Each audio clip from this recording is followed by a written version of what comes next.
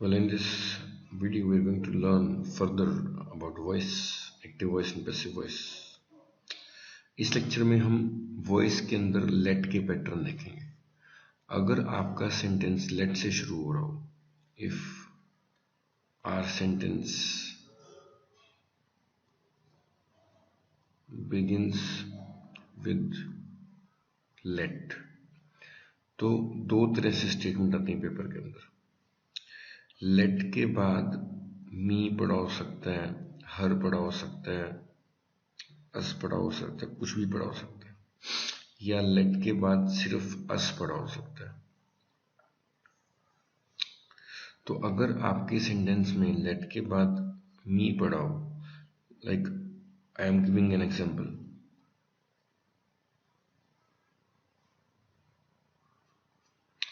Late me do this work, तो इसका pattern क्या बनेगा? Let this work be done by me. तो फर्स्ट जो स्टेप है, फर्स्ट लेट क्या है? Let me do this work. तो इसका पैसिव कैसे बनेगा? इसका पैसिव बनाने के लिए लेट का लेट आ जाएगा, this work be done by me. लेकिन अगर हमारे सेंटेंस के अंदर let us sing a song, let a song be sung by her, let us discuss the matter, let the matter be discussed. तो अगर लेट के आगे कुछ भी पढ़ा हो तो फर्स्ट पैटर्न तो क्रॉस पैटर्न है.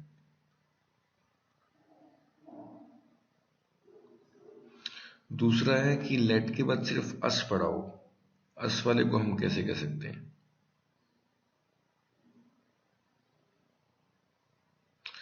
अभी इन सब्जेक्ट के अंदर you can see object is missing.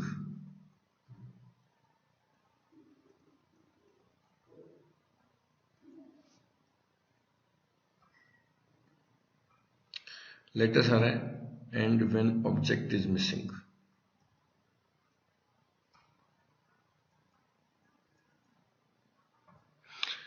तो हम, क्योंकि इसमें ऑब्जेक्ट नहीं है, इसलिए हम क्रॉस पैटर्न नहीं बना सकते. Cross pattern can not be formed.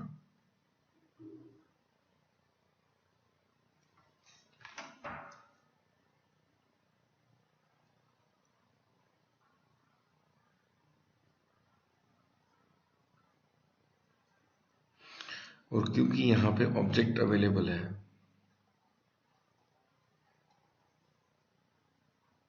इसलिए हम क्रॉस पैटर्न बना सकते हैं. लेटस, नो लेटस हमने कह दिया है, तो लेटस के बाद अगर वो नहीं है तो हम सीधे लिखते हैं it is suggested that, it is suggested that we should, as it is आगे. ये पैटर्न चलता होता है अगर ऑब्जेक्ट ना हो. एग्जांपल देखते हैं. Let us sing, sing what? There is no object, so I cannot form the cross pattern. Cross pattern नहीं बन सकता. So it is suggested that we should sing. Let us play together, play what? Play का जवाब नहीं है, there is no object. इस sentence के अंदर कोई ऑब्जेक्ट नहीं है, तो क्रॉस पैटर्न आप नहीं बना पाओगे, इसलिए सिंपल लिखना पड़ेगा. It is suggested that we should play together. Let us walk, now no object, so cross pattern cannot be formed. So it is suggested that we should work.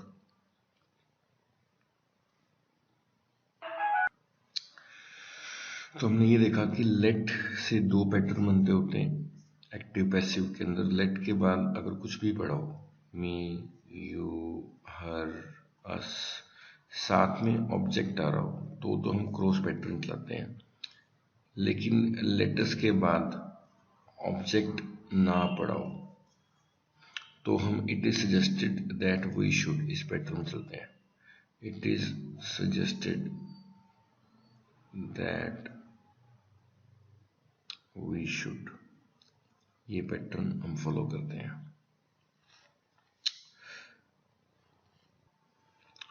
Now we are moving further in active and passive voice.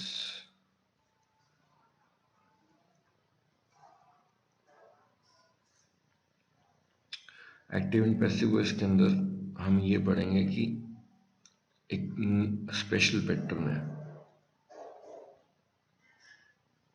है। इस pattern के अंदर हमारे पास दो object आते हैं एक ही sentence के अंदर। Like we come across two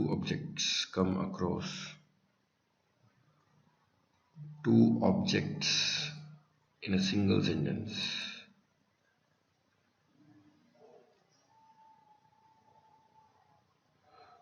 How can we form the passive?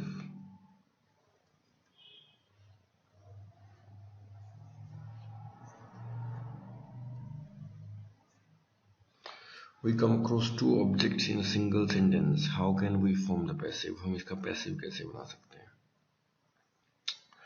देखो, I'm giving an example. He made me laugh.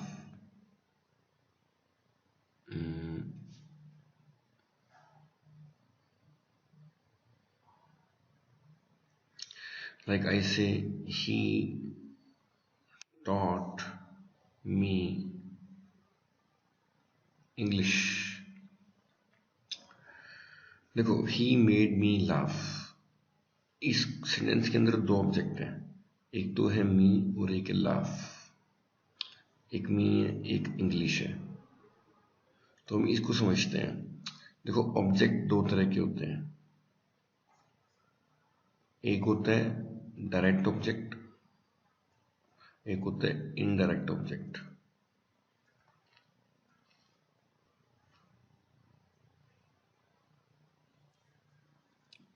He taught me English. अब इसके अंदर से ही ने क्या दिया? ही ने इंग्लिश दी। तो जो चीज एक्चुअल में ट्रांसफर होती है, उसको बोलते हैं डायरेक्ट ऑब्जेक्ट। वो जो रिसीवर होता है, इसको बोलते हैं इनडायरेक्ट ऑब्जेक्ट।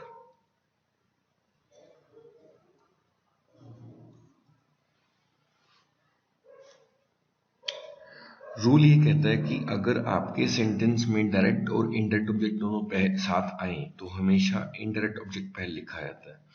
लाइक ऐसे ही टॉट मी इंग्लिश।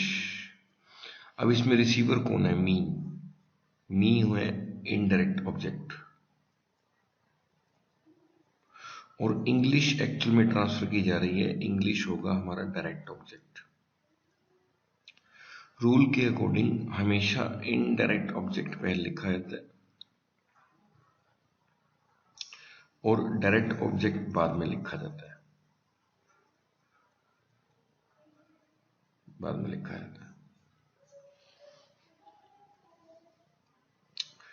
तो ही टॉट मी इंग्लिश, इस सेंटेंस के अंदर मी हो गया इनडायरेक्ट ऑब्जेक्ट और इंग्लिश हो गया डायरेक्ट ऑब्जेक्ट। अगर रूल के अकॉर्डिंग इनडायरेक्ट ऑब्जेक्ट हमेशा फर्स्ट नंबर पे आता है और डायरेक्ट ऑब्जेक्ट हमेशा बाद में आता है, यानी कि सेकंड नंबर पे आता है। लेकिन अगर मैं इनडायरेक्ट ऑब्जेक्ट को I want to take it at second position, I want to take my direct object to the first position.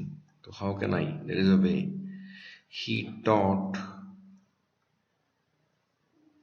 English to me.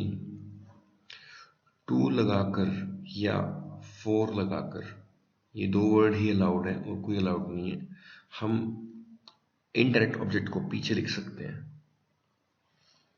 हम इनडायरेक्ट ऑब्जेक्ट को पीछे लिख सकते हैं। तो हमने ये पढ़ा कि वैसे तो आपके सेंटेंस के अंदर इनडायरेक्ट ऑब्जेक्ट पहले आता है, डायरेक्ट ऑब्जेक्ट बाद में आता है, लेकिन अगर मैं अपने इनडायरेक्ट ऑब्जेक्ट को पीछे लेके जाना चाहता हूँ तो मैं डायरेक्ट ऑब्जेक्ट के साथ टू या फोर जोड़ के इनडायरेक्ट ऑब्जेक्ट लगा सकता हूँ। टू या फोर जोड़ के इनडायरेक्ट ऑब्जेक्ट में ऐड कर सकता हूँ। इस पैटर्न को मैं ध्यान रखना पड़ेगा। अब जो हमें बात सीखनी है एक्टिव एंड पैसिव के अंदर, वो ये है कि अगर आपके सेंटेंस के अंदर इनडायरेक्ट ऑब्जेक्ट आ गया और डायरेक्ट ऑब्जेक्ट आ गया तो इसका पैसिव कैसे बनाओगे। तो हम क्या करते हैं, अगर एक्टिव काम करने वाला पहले है, सब्जेक्ट पहले आ रहा है तो एक्टिव पैटर्न होता है, और पैसिव के अंदर ऑब्जेक्ट पहले आता होता है तो इनडायरेक्ट ऑब्जेक्ट को हम पहले ले आएंगे।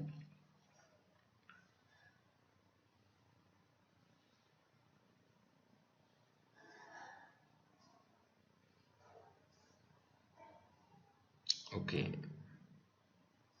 देन दिस,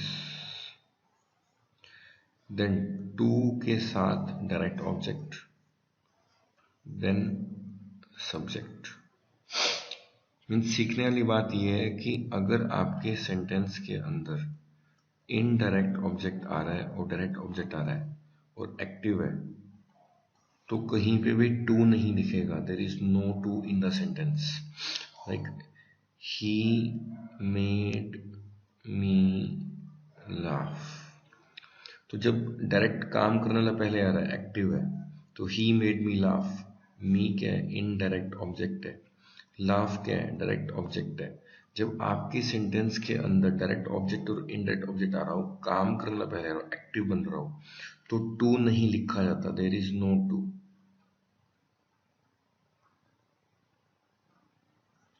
पेपर में क्या करेगा, पेपर के अंदर he made me, he made me to laugh ये लिखेगा, ये एरर है, ये एरर है।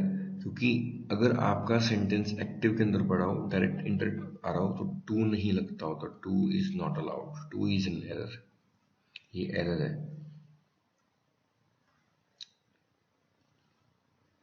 जैसे कुछ एग्जांपल देखते हैं, ये सेंटेंस आप चेक करके, they made me laugh, no, me is indirect object and laugh is direct object. Active sentence है, एक्टिव सेंटेंस है and there is no to. Paper में क्या करेगा, पेपर में लिखेगा they made me to laugh. अभी देखो, इनडायरेक्ट ऑब्जेक्ट है, डायरेक्ट ऑब्जेक्ट है, इनके बीच में टू डाल दिया, आपका सेंटेंस एक्टिव के अंदर है, तो ये एरर है, इट्स एन एरर। तुमने ये देखा कि अगर आपके सेंटेंस में इनडायरेक्ट ऑब्जेक्ट आ रहा हो, डायरेक्ट ऑब्जेक्ट आ रहा हो, आपका सेंटेंस एक्टिव के अंदर हो, तो टू नहीं आता होता, पेपर में यहाँ पे टू लिखता होता है। लेकिन अगर पैसिव चल रहा हो, पैसिव चल रहा हो, तो आपका डायरेक्ट ऑब्जेक्ट के पहले टू लगता होता है। पेपर में लिखेगा आई वॉज मेड लाफ। अभी क्या है, ये इनडायरेक्ट ऑब्जेक्ट है और टू लाफ लगना चाहिए था यहाँ पे। यानी कि हम क्या समझ रहे हैं इस बात से, इस डिस्कशन से हम ये कंक्लूजन निकाल सकते हैं कि इस कंक्लूजन से अगर आपके सेंटेंस में इनडायरेक्ट ऑब्जेक्ट है, डायरेक्ट ऑब्जेक्ट है, अगर सेंटेंस के अंदर इनडायरेक्ट ऑब्जेक्ट आए और डायरेक्ट ऑब्जेक्ट आए और एक्टिव हो तो टू नहीं लगता होता, और अगर आपके सेंटेंस के अंदर इनडायरेक्ट ऑब्जेक्ट आए तो डायरेक्ट ऑब्जेक्ट के पहले टू लगता होता है, पेपर में इसका उल्टा आ जाता है, पेपर में वो एरर होता है, एग्जाम एरर। एक और पैटर्न है लेट के ऊपर, let us see. She let me go, let me go, let क्या है, मेन वर्ब है। गो आपका वर्ब है, और एक तरह से मी आपका इनडायरेक्ट ऑब्जेक्ट है, और गो एक तरह से आप डायरेक्ट ऑब्जेक्ट आप कह सकते हो। ठीक है, अगर इनडायरेक्ट ऑब्जेक्ट है और डायरेक्ट ऑब्जेक्ट आ रहा है लेकिन एक्टिव है, टू नहीं आ रहा, देर इज नो टू। लेकिन पैसिव हमने बनाया तब भी टू नहीं लगाना। हमने ये पढ़ा था कि अगर आपके सेंटेंस में इनडायरेक्ट ऑब्जेक्ट आ रहा हो, डायरेक्ट ऑब्जेक्ट आ रहा हो, एक्टिव हो, तो टू नहीं लगता होता। पैसिव है तो इनडायरेक्ट ऑब्जेक्ट है तो टू के साथ डायरेक्ट ऑब्जेक्ट आता होता है। बट अगर आपके सेंटेंस में लेट मेन वर्ब है और उसके बाद इनडायरेक्ट ऑब्जेक्ट है, देन डायरेक्ट ऑब्जेक्ट है, इसका जब हम पैसिव बनाएंगे तब टू नहीं लगता होता। When let is your main verb आपकी लेट है और आपके सेंटेंस में इनडायरेक्ट ऑब्जेक्ट है, देन डायरेक्ट ऑब्जेक्ट है, जिसका पैसिव बनाओगे तो टू नहीं लगता। वैसे टू लगता होता है जनरल, अगर अदर हेल्पिंग वर्ब, अगर अदर मेन वर्ब होगी तो टू लगेगा, वरना टू नहीं लगेगा। अगर लेट होगा, if let is the main verb, तो पैसिव बनाते हुए टू नहीं लगेगा। Let us see an example.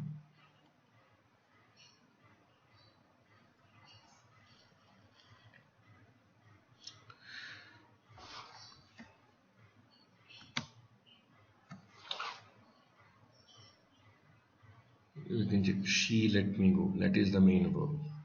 Me is indirect object. Go is direct object. जिसका पैसिव बनाएंगे I was let go बनेगा इसका पैसिव। टू नहीं लगता होता, टू इज नॉट अलाउड, ये में ध्यान रखना। I teach English, English is taught by me. By लग जाता है जब हम पैसिव बनाते हैं। ये एक्टिव है, ये पैसिव है, पैसिव के अंदर हमने बाय लगा दिया। लेकिन जरूरी नहीं है कि पैसिव के टाइम पे बाय ही लगे। Like Mister Mishra knows me, I am known to Mister Mishra होगा, बाय मिस्टर मिश्रा गलत है। Sudhir Babu satisfied me, I was satisfied by Sudhir Babu is wrong, with Sudhir Babu is correct. His behavior shocked me, I was shocked by his behavior wrong and his behavior correct. Someone displeased her, she was displeased with is correct, by is wrong. Her result surprised the teacher was surprised at the result is correct, by the result is wrong. तो in example से हम ये देख सकते हैं कि अगर आप पैसिव बना रहे हो तो जरूरी नहीं है कि बाय लगेगा ही लगेगा। It depends upon the verb कि बाय लगेगा या कोई और लगेगा। Here is list of the words. Like please के बाद आपने विद लगाना है, नो के बाद टू लगाना है, satisfied with, displeased with, dissatisfied with, dependent on, annoyed at, addicted to, knocked at, listened to, referred to, quarreled with, invited to, compared to, prepared for, amazed at, disgusted with, disinterested in, astonished at, interested in, pleased with, no to। तो जरूरी नहीं है कि अगर हम passive बनाएं तो bye आएगा ही आएगा, दिस इज नॉट कंपल्सरी। अगर आपकी एस्टोनिश है तो पैसिव बनाते टाइम आप एस्टोनिश्ड एट लिखोगे। एडिक्टेड है मेन वर्ब, तो पैसिव बनाते हुए एडिक्टेड टू लिखोगे। लाइक आई से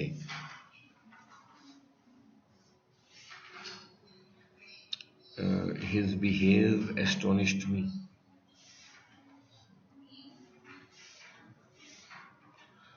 तो passive would be I was astonished by his behave। Now astonish के बाद हमने ये पढ़ा कि एस्टोनिश के बाद पैसिव पे एट लगता होता है, तो बाय का लगना गलत है। So the correct form would be I was astonished at his behave. तो एट लगेगा, एस्टोनिश के बाद एट लगना चाहिए।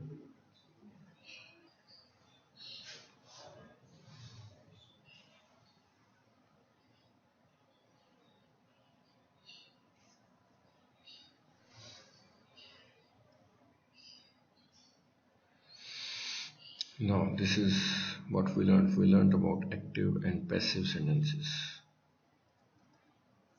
एक्टिव के अंदर सब्जेक्ट पहले आता है, ऑब्जेक्ट बाद में आता है। पैसिव में ऑब्जेक्ट पहले आता है, सब्जेक्ट बाद में आता है। Then we learn if we talk your planning sentences, तो हम पैसिव लगाने के लिए बी लगा देते हैं, कंपल्शन लगाने के लिए बी लगा देते हैं। टेंसेस के लिए हम बिहेव चेक करते हैं, बिहेव में प्रोग्रेसिव है तो हम बीइंग लगा देते हैं। लेकिन फ्यूचर कंटिन्यूस का टेंस पैसिव नहीं बनता होता, परफेक्ट कंटिन्यूस का पैसिव नहीं बनता होता।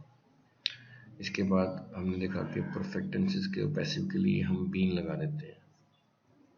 रूटीन के लिए हम प्रेजेंट है तो इज, एम, आर, पास्ट है तो वॉज, वर, फ्यूचर है तो विल बी लिख देते हैं। फिर हमने ये पढ़ा कि अगर आपके सेंटेंसेस इम्पेरेटिव है, इम्पेरेटिव है तो इम्पेरेटिव में तीन होते हैं, रिक्वेस्ट यानी कि प्लीज या काइंडली वाले, दूसरा है ऑर्डर और तीसरा है एडवाइस। तो एडवाइस का पैसिव के लिए आप शुड बी लगा देते हो, ऑर्डर के लिए आप लेट और बी लगा देते हो, रिक्वेस्ट के लिए आप यू आर रिक्वेस्टेड लिख देते हो। ये सारा हमने पढ़ा। इसके बाद हमने लेट के पैटर्न पढ़े। लेट के जो दो पैटर्न है, लेट अस, मी, यू के बाद अगर ऑब्जेक्ट आ रहा हो तो हम क्रॉस पैटर्न करते होते हैं। लेकिन लेट अस, मी, लेट अस के बाद अगर ऑब्जेक्ट ना आ रहा हो तो हम लिखते हैं it is suggested that, it is suggested that we should, इस तरह से लिखते हैं। फिर हमने ये देखा कि आपके सेंटेंस में इनडायरेक्ट ऑब्जेक्ट और डायरेक्ट ऑब्जेक्ट अगर आ रहा हो और एक्टिव हो तो टू नहीं लगता होता, और पैसिव हो तो टू लगता होता है। लेकिन अगर पैसिव हो और लेट आपकी मेन वर्ब हो तो टू नहीं लगता होता। हमने ये बात पढ़ी। इसके बाद हमने ये बात पढ़ी कि बहुत बार ऐसा होता है कि आपके सेंटेंस में ऐसी वर्ब आ जाती है लाइक एस्टोनिश्ड। जब इसका आप पैसिव बनाओगे तो एस्टोनिश्ड बाय नहीं लिखा जाएगा, एस्टोनिश्ड एट में लिखा जाएगा। तो ये सब बातें हमने पढ़ी एक्टिव एंड पैसिव के अंदर। One of the most important chapter for learning communication skills. Thank you.